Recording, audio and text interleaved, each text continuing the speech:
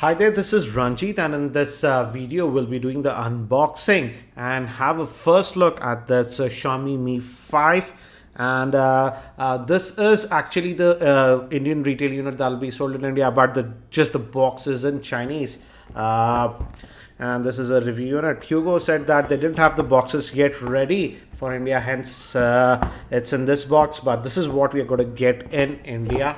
So let's have a look, and this is the black color variant that I have. We also have this Mi 5 in other three colors. This pink variant won't be available in India, but we have the white, black and the gold variants. So this is the variant, and sadly only one variant of the Mi 5 will be launching in India. That is the 32 gigabyte variant. The 64 and the limited edition ceramic edition won't be launching as of now. So that's what we have. We have some manuals, so let me keep that thing to the side. And we also get a charger. With the Indian retail box, we will be getting a two-prong adapter, and it's a Qualcomm 2 certified charger that we'll be getting in India. So it has quick charging. The device actually supports Qualcomm quick charging 3, but the adapter that will be bundled, at least in India, will have Qualcomm quick charging 2s. As the Mi 5 supports USB-C, so it's a USB-C type cable that we get. So this is the Mi 5 itself, and the first thing that I noticed when I picked up this device is how light it feels in the hand. It has a 5.15 inch screen, which is a 1080p screen, and let's just power it on, and gives that Mi logo. And by the time it boots, let me actually give you a physical overview. On the top, we have the 3.5mm headphone jack. We also have an IR blaster, so you can use this to control devices like televisions, air conditioners, set-top boxes, etc. And this again is a metallic rim. We have the chamfered edges, so it looks really cool. On this end, we have the volume rocker and the power on off button. Moving towards the bottom, we have the speakers and the USB-C type port. Again, it does support Qualcomm quick charging 3. And on this end, we just have the SIM slot. It's a dual SIM device, but the issue is that, and it's a nano SIM. The issue is that you cannot put actually a micro SD card. So it's just for the SIM slot. So storage is what you get, and so you just get about 32 gigabytes of storage on this device. Moving towards the back, again, it's curved, as you can see, so feels easy to hold in the hand, and it's really light, as I've told you. And we have a 16 megapixel camera and the Mi branding. And to give you an idea, let me actually compare it with some other devices. This is the Galaxy S7, which also has a 5.1 inch screen. And if you place it side by side, as you can see, the S7 is slightly smaller in size. Actually, the Mi 5 is a lot taller.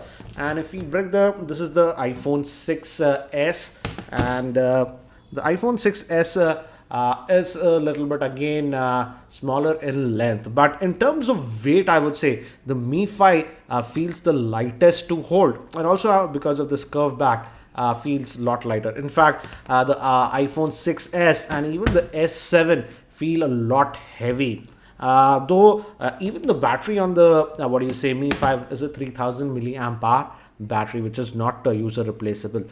So let me just quickly set this up, and in the meantime, let me give you a configuration overview. The Mi 5 is powered by the new Snapdragon 820 SoC, which is a quad-core processor clocked at 1.8 GHz. The variant that is sold in India comes with 3 GB of RAM, 32 GB of internal storage, and it also has a fingerprint scanner, IR blaster, and it has a 5.15-inch 1080p screen, which has Gorilla Glass 4 protection. It also has a 16 megapixel rear facing camera with 4-axis optical image stabilization, and the front facing camera is actually a 4 megapixel camera, which has a 2 micron pixels. And moving towards the battery, it has a 3000 milliamp hour battery, and it does support Qualcomm quick charging. And regarding the pricing, the 32 gigabyte variant that will be sold in India will be selling for rupees 25,000, and it will be sold in India via mi.com. And this Mi 5 also has a fingerprint sensor within the home button, so let's just set it up. And you just place it, gives you haptic feedback. And there is also one more interesting thing about the physical home button. I'll show you that later on. And it's set up. I'll just remove this and we should be almost set up. So just completed the setup, and again it runs on MIUI. Let's look at the Android version, and it already says it has an update. Let's just go towards the settings, and if we go here, and if we go to about the device, and as you can see, it's having that 1.8 gigahertz quad core processor. And out of that 32 gigabytes, we get 25.18 gigabytes of space free. So you have to be aware of that because this device does not have a micro SD card slot. So you should be aware of the storage. And another interesting thing is that if you notice these two buttons, we can swap them around if you want within the customization.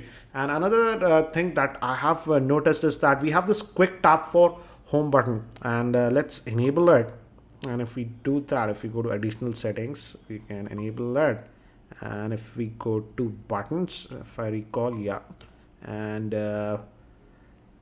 yeah, you enable this tap home to go back to the home button. And now this home button is a physical button, but you can just use it like a capacitive button. For example, within the UI, if you are there, if you open any app or stuff like that, if you just tap on it, it acts. You can obviously use the physical home button like this if you want, but I like the fact that it also acts like a capacitive button. So I like that feature in my opinion. Also wanted to quickly talk about the fingerprint scanner. The fingerprint scanner is embedded within the home button, and it actually works really fast. As you can see, I'll just press it now and it unlocked immediately. It's really fast and accurate in my opinion. The moment you press, it unlocks. As you can see, again, give you the idea. And we also get the app lock functionality. So you can lock some apps and use the fingerprint to authenticate. For example, this messaging app that is used for SMS, I've locked it. And if I press it, it'll ask for the fingerprint. And I do that, it opens. I've also locked the dialer, for example. So this functionality is also there, and that works with the fingerprint scanner. So let's also quickly look at the camera. Xiaomi was talking a lot about the camera. It has a 16 megapixel rear facing sensor with the new Sony sensor. That's a 16 megapixel. It also has 4-axis optical image stabilization. So I have to check how it does in video. I'll actually post a dedicated camera review if you guys want regarding the camera performance. Let's, as of now, quickly look at the camera. And it loaded actually really quickly. Let's just say okay, and let's try the tap to focus. Again, it's really fast. Again, the lighting is good over here. Let's take a photograph of this one, and the shutter speed is fast, as you can see. And let's look at the pictures that we just shot. So as you can see, let's zoom in to this watch. As you can see, I'm zooming in also quite a bit. Then also we have some decent detail. And here are some sample pictures that I shot with the Mi5, and this is in completely auto mode. I just used the tap to focus, and I would say the camera performs actually really good in natural lighting.